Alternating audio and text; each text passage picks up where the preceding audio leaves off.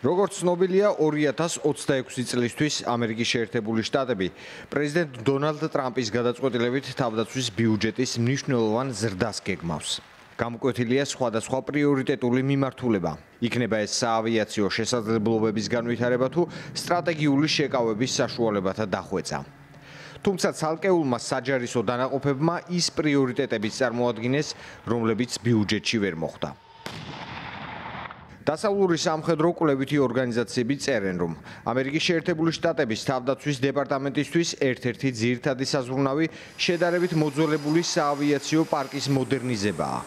ამ დროისთვის ამერიკის შეერთებული შტატების საზღვაო ძალების შემადგენლობაში 128 ერთეული F-18 ჰორნეტია და სწორედ მათ ჩანაცვლებაზეა საუბარი.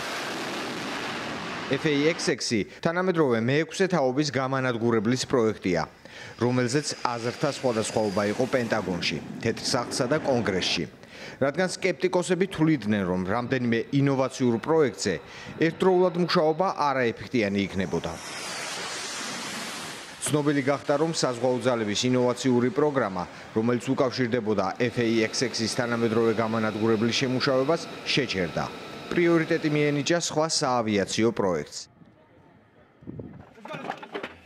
რას ითხოვს ამერიკის შეერთებული შტატების არმია? დასავლური სამხედრო ანალიტიკური გამოცემების მიხედვით, ამერიკის შეერთებული შტატების არმიას დამატებით ესაჭიროება დაახლოებით 4 მილიარდი დოლარი. დაუფინანსებელ პრიორიტეტთა ნუსხაში ასახული ეს თანხა ნაწილდება საჰაერო თავდაცვის სისტემებზე, მცირე უპილოტო საფრენ აპარატებსა და სხვა შეიარაღებაზე.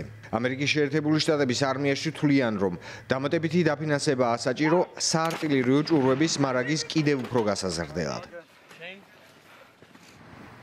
ამერიკის შეერთებული შტატების საჰაერო ძალების თქმით, დაუფინანსებელი პროექტების ღირებულება დაახლოებით 10 მილიარდი დოლარია მათთვის.